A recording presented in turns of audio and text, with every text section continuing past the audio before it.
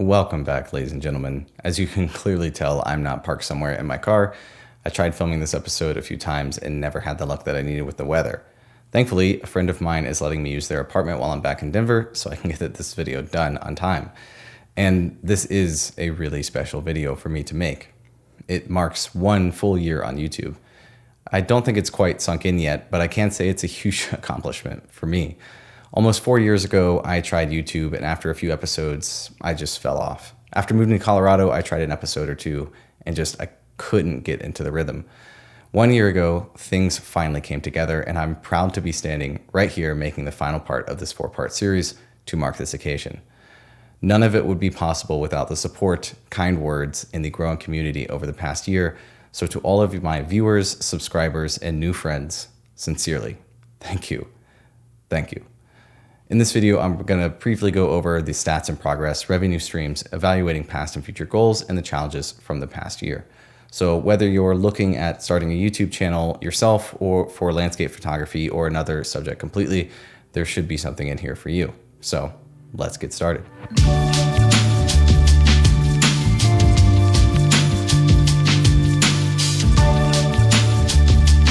I'm going to be doing something a bit different for this video. Unlike the other parts of the series, typically I break down the past 3 months, but as you can see from the graph that's on the screen, for the past 6 months, not much has really changed that's worth reporting about the last 3 months specifically.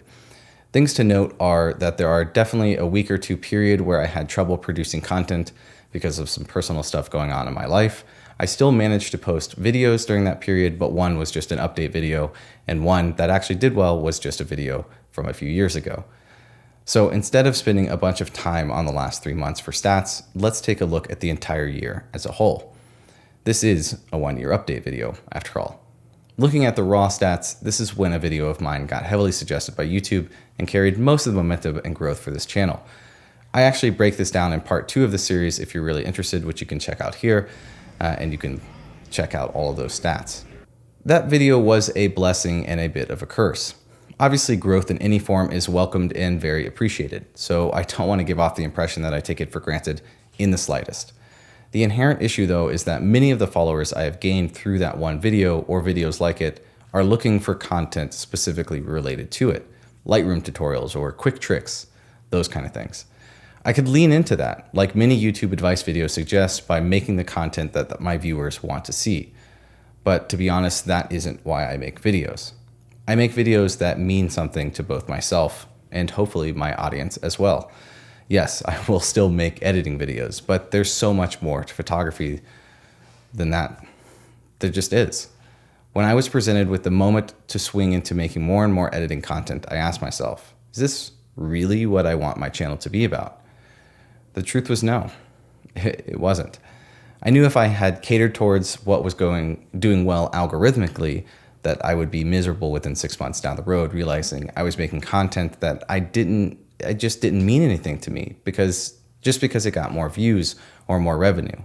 And I don't think there's anything wrong with choosing that path. For those of you that are watching and wondering why I was against it, it's absolutely a viable career path. But personally, for me, I started YouTube to break away from just doing something that earns me a paycheck. Speaking of paychecks, we will get to revenue in a little bit. So going back to the stats, there's definitely a huge shift that coincides with the changes that happened in my life and what I wanted this channel to be about. As you can tell, the first 6 months here, I was releasing 2 videos a week. In January, I started live streaming, and I was very focused on the numbers while still trying to navigate my own path in the medium. Then my entire life flipped upside down in April. I quit my job, the relationship with my partner, whom I owned a house with, ended, and I decided to literally live in my car. This meant my entire daily life changed, while also having a large shift in content that I could or couldn't produce. It meant I couldn't live stream anymore, which genuinely is one of my favorite things to do, and is something I'm going to try to figure out a solution for down the road, so stay tuned. It also meant creating editing tutorials or talking head videos like the one you're watching right now became exponentially more difficult, which I had the exact problem with making this video. Trying to get the stuff right in nature, managing the audio, the lighting, whether it was going to rain, it was windy, everything changed. All the challenges, new challenges. And I'm trying to navigate all of them to this day and how to solve them and find them find a professional solution, but with my own touch. The numbers reflect all of this. So remember, many of the subs that I have on this channel came to watch editing videos. And if I'm not producing editing videos, it means I'm not getting nearly as many views as I could. This is something that I'm totally okay with. There are a ton of channels that focus heavily on editing and post-processing. Heck, it's content that I will still make, don't worry. But it's not how I want to define myself within the space. I think it's important to include this information in background to understand the numbers that you see. So, now that maybe you understand those numbers a little bit better, let's jump into revenue. I'm going to break down the revenue for this 3-month period along with the other sources of income and briefly talk about the year totals as well. So YouTube generated roughly $684 from ads, and it generated $229 from YouTube memberships. Down below, you'll see a join button that simply allows viewers to support me a bit while also getting a few perks if you're interested. And thank you so much for those that have joined at any length. It truly means a lot to me. And I'm going to put the names of those people up on the screen right now. Next up is Amazon affiliates, which earned a total of $52. These are links in each description or located on my gear page on my website that give a small percentage of the sale if someone purchases any item on Amazon through that link. I put very little effort into these outside of just having the links available in my descriptions. Every once in a while, I'll say, hey, this particular item is linked down below if you want to check it out. The Lightroom preset that I made in this video has continued to generate a little money as well, resulting in $200, which is up from last time. Pretty cool. Lastly, I earned a few $100s a month from Epstoffer's articles on average from writing weekly. And keep in mind, I didn't write articles for a period of time because of the transitional things I was going through in the past month or so. This resulted in roughly $300. Altogether, that's roughly $1,465 for the last 3 months.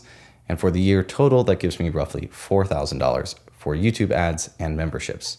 Keeping in mind that I didn't enable ads until November 17th that you can see on the graph here, and March 23rd are when memberships got enabled. Revenue was increasingly important for me during that first 6-month period, and I had a lot of plans of things to work on to slowly gain supplemental income.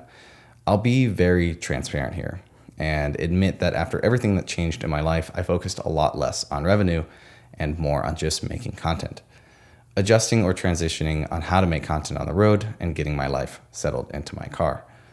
For example, I'm going to call myself out here. I was supposed to have print sales off the ground almost 5 months ago. I met and created a relationship with a print shop in Denver that I really enjoyed.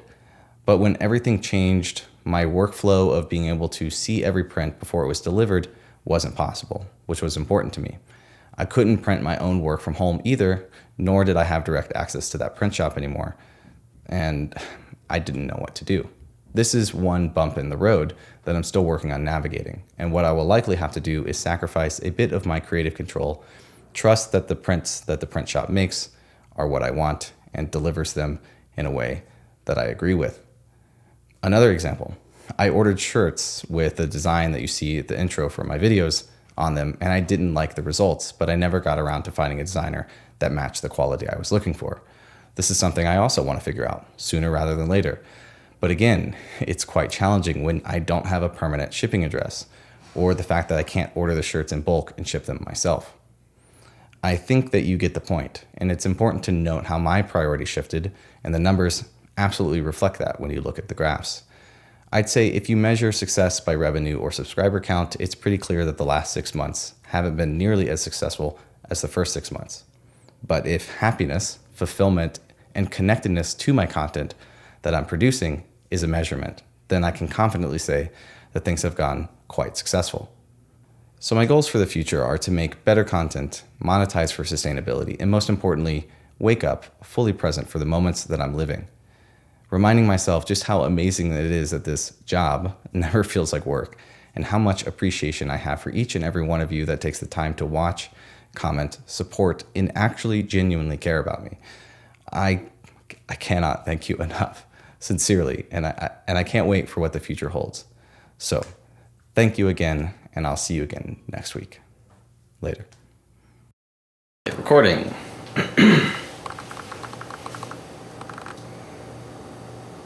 Recording. Checking the background. I think everything is good. Okay. Okay.